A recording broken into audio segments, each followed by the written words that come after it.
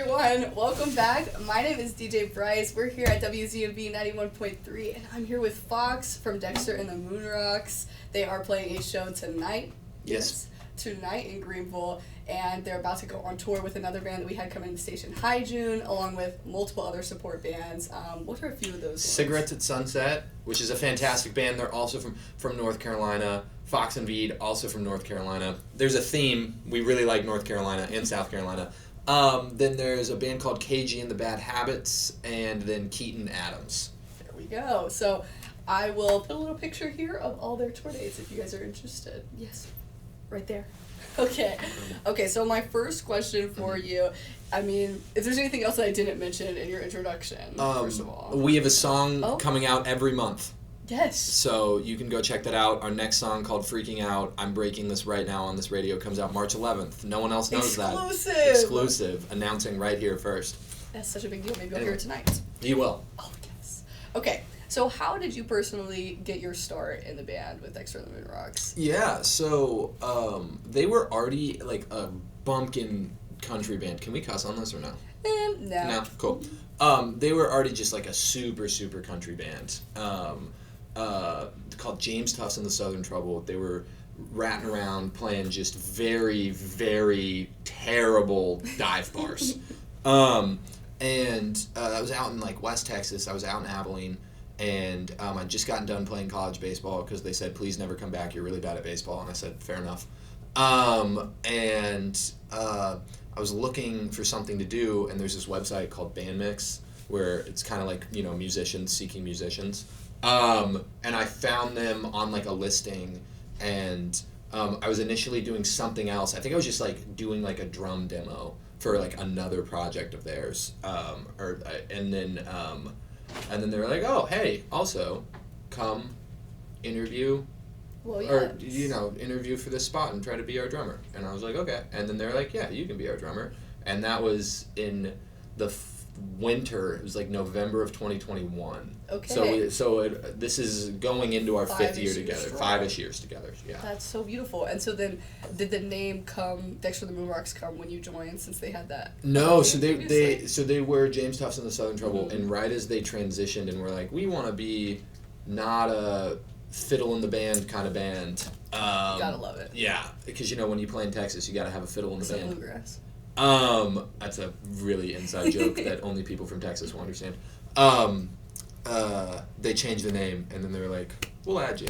Beautiful. Yeah. It's amazing. You And so play then, drums. how did you, like, personally get your start, like, playing drums? Did you play any other instruments? Were you always, like, a musical kid? Because you had the baseball, too. Mm-hmm. So baseball always took precedent because I was like, I'll make more money doing baseball. And now it's like... Savannah Bananas. Hey. Yeah, exactly. Savannah Bananas. It's like, baseball will pay for my college. And then it was like, no, now I'm in a band and we have health care. So it's kind of like... That's a win. Just kidding. But I was always like beating on stuff as a kid, and my mom was like, you need to learn how to play a real instrument like guitar.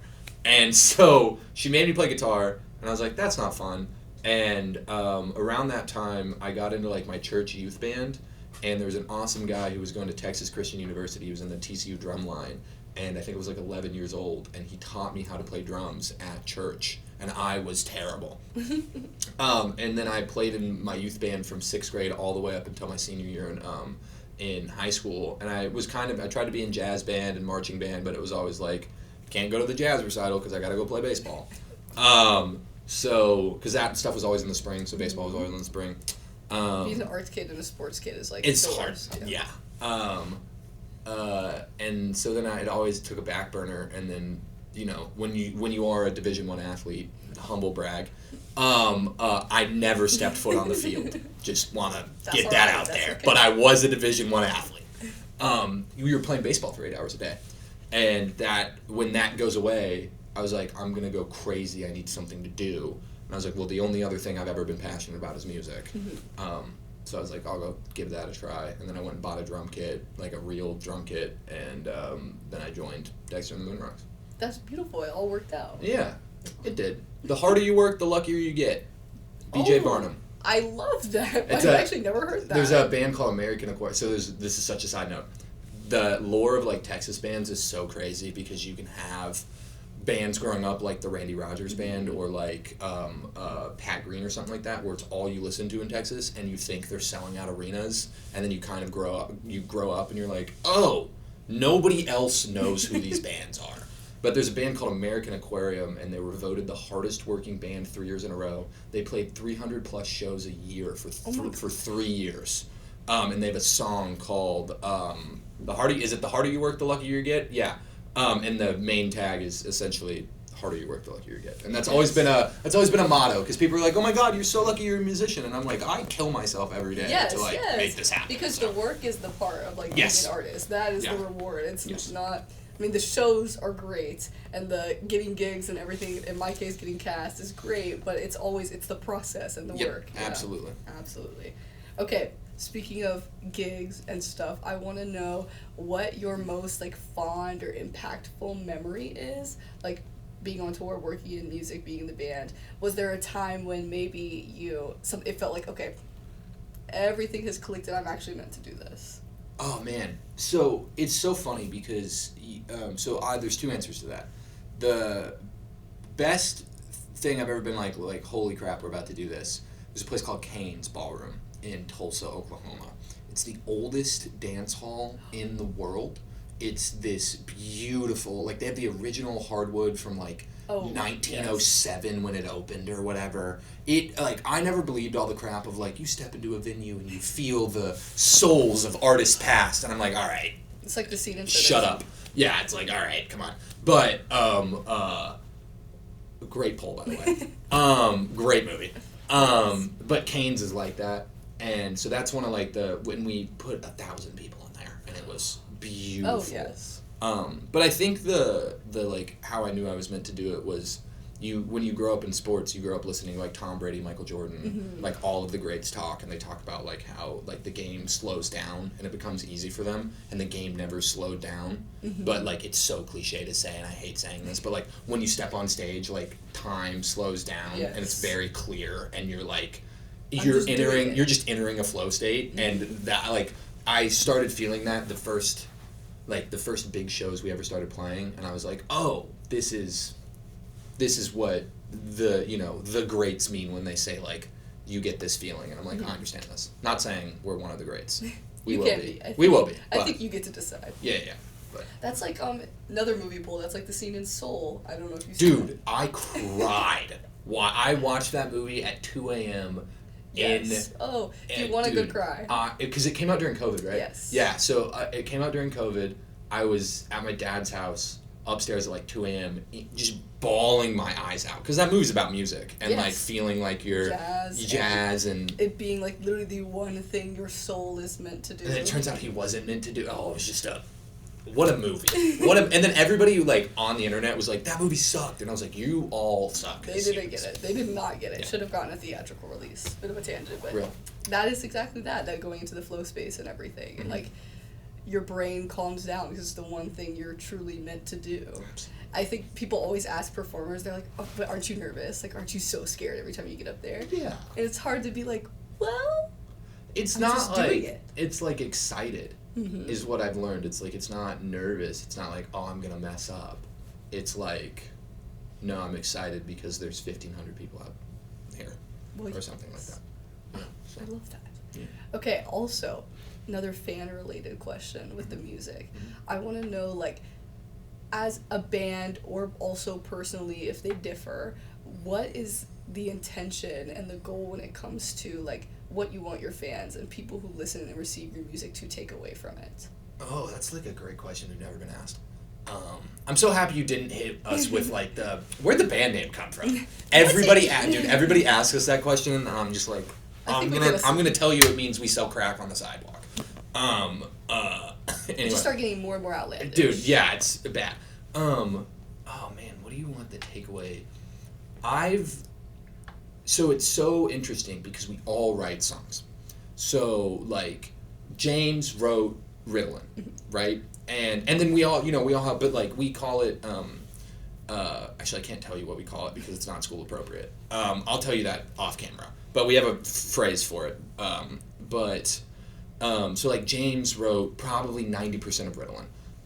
Ryan wrote Like You, I wrote She Likes Girls. And so it's very different because I love storytelling, and I very much am like, this is what the song is about. This song is about a chick liking another chick. Here it is.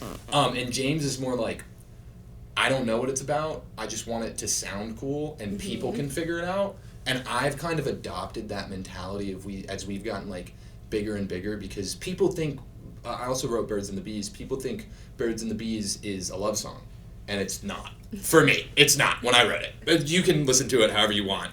And so I've kind of just taken that back seat of just like, oh, because never in a million years would I have thought different people would take Ritalin to mean different struggles with different things. Or like we have a new song, Freaking Out, coming out, which I'm very interested in how people perceive it versus how like we all wrote it.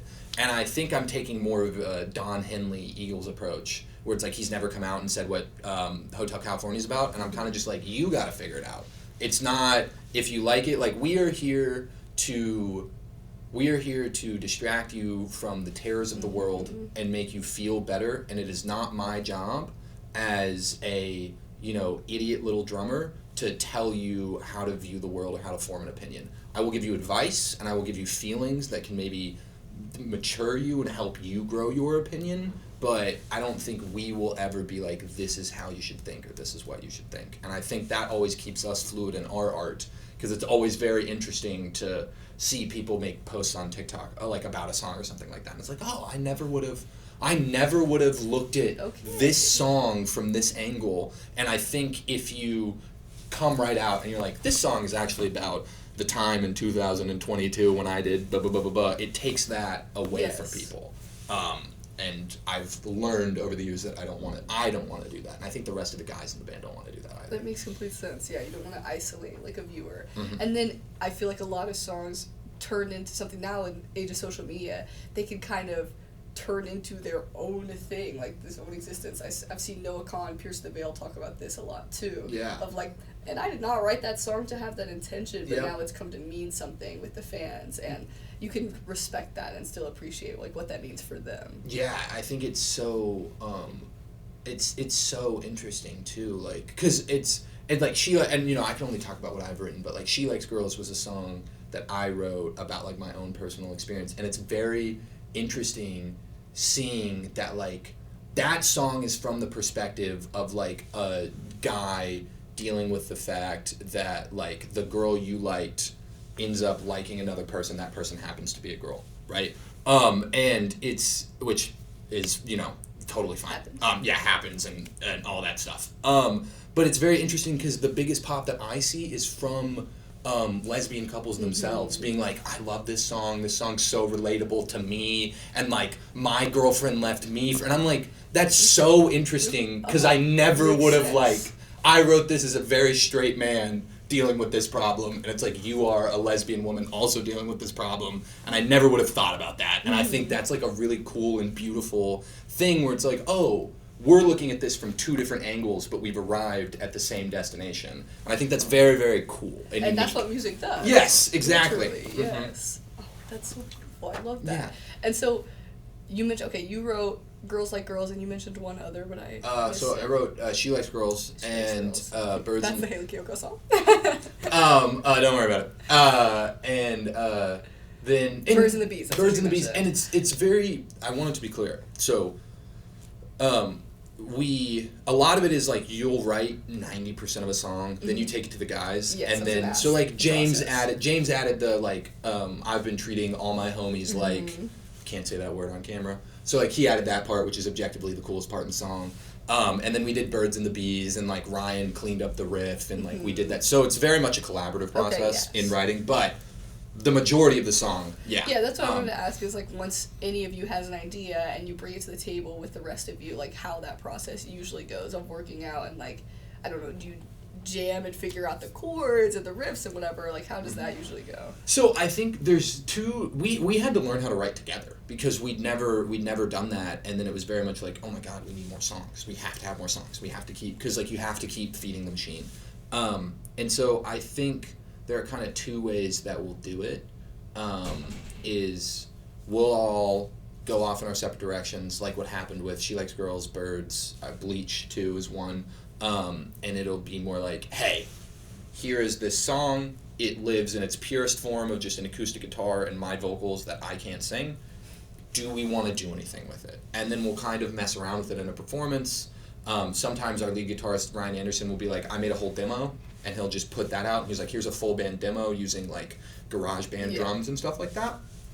So that's kind of option one, where it's like we can hear it, we can be like, okay, this is cool, like I want to try this, let's see what this looks like. And then option two is we'll sit down, the four of us, and we'll be like, all right, who's got ideas?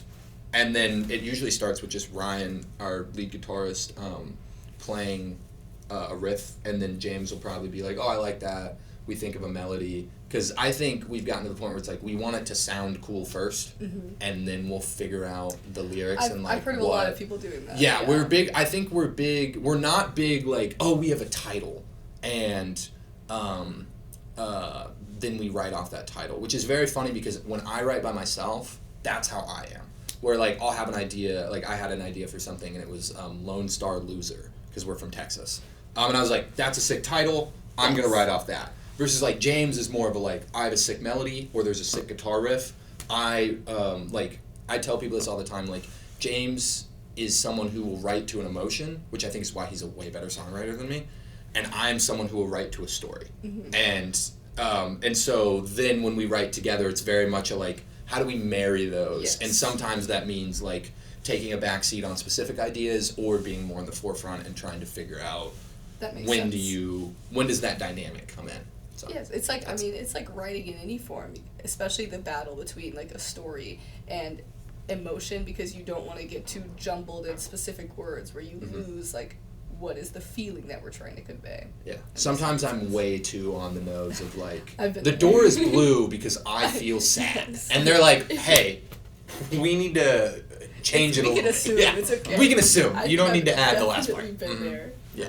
And I can't read my last question, so I'm just gonna make it up. Okay. Well. It's gonna be beautiful.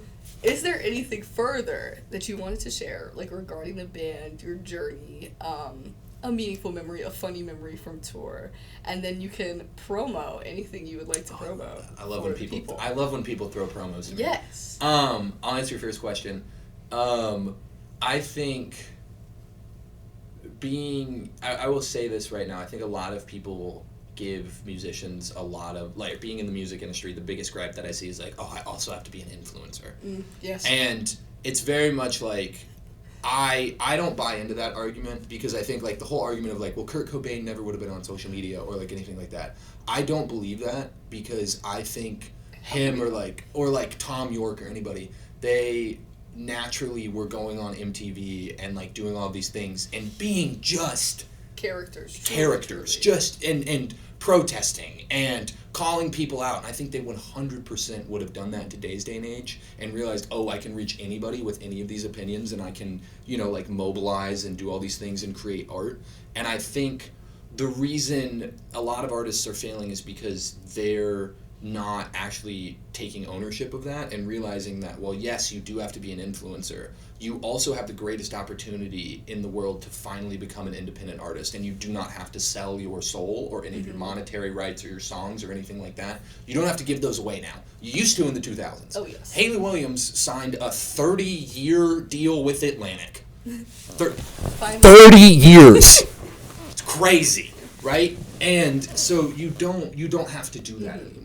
And I think a lot of people are like, well, I'm shadow banned from the algorithm, and it's like, well, no, your content sucks, and you're not giving it an effort. You're not doing an effort. Like, and it requires like a lot of extra time, yes, but it's part of the work. It's like it truly is. You have to work for it. And there are some people who are magically gifted by the grace of God that will have a song and they'll post an acoustic video and it'll get 17 million likes and they're automatically a superstar. There you go. I'm gonna let you know that's probably not you. It's not most people. Yeah, but that's okay, because you have all of the power in your pocket right now to genuinely make your dreams come true. You just have to try. Yes, that's Hyjun said something very similar. Of their idea was like, and you're close to Hyjun because you've toured with them, that like, yeah, people like to say, oh, you'll probably never make it.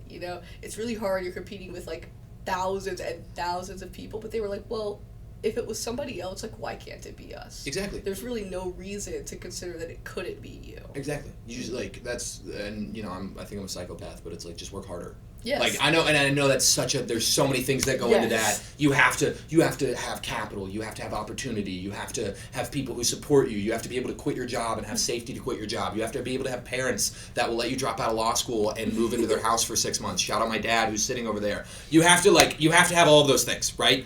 But you also have to have the dedication of, like, I'm going to wake up and post our music every day and figure out how to be good at the internet. Yes. It took us 9 months of me looking like a freaking idiot on TikTok to figure that out. So that's always my soapbox that I always get up on. I support that. Is because I hate the people. Hate the people who are like, well, my art speaks for itself, and I'm too good to post on TikTok. And I'm like, I wish it was still true. And I'm like, all right, if you're too good, then enjoy making $200 playing at coffee shops. Like, that's just the fact of the reality. So it's marketing. Yeah, it's marketing, and you have to do it, and it still sucks. And I know it sucks, and some people aren't good at it, and it's in every field now. Yeah, it's but what it is. You got to do it. So yeah. I love that. Beautiful. And so you have the new song coming out. You're playing the show. Yes. State Theater tonight. And when's your tour start? Yep. So we're Dexter and the Moonrocks. We make Western space grunge music. We have a new song coming out called "Freaking Out." It comes out March 11th. It's a very wonderful blend of sad cowboy meets Nirvana meets I'm freaking out. You can find us on all platforms at @_Moonrocks. We're on Google Drive, LinkedIn, MySpace, Instagram. And then we are going on tour. It's called the Donkey Flats Tour because we just released an EP called the Donkey Flats that we recorded in our bass player's double wide trailer in West Texas. That goes all the way out through July. We're going to the Midwest, the Mid-East area, which is like Virginia, Philadelphia, North Carolina, South Carolina, Memphis, Tennessee. You can find all of that online. DexterandtheMoonrocks.com. Book it. Beautiful. Thank you so much for coming in today. Yes, Yeah. and thank you guys for watching. Oh, and go Pirates.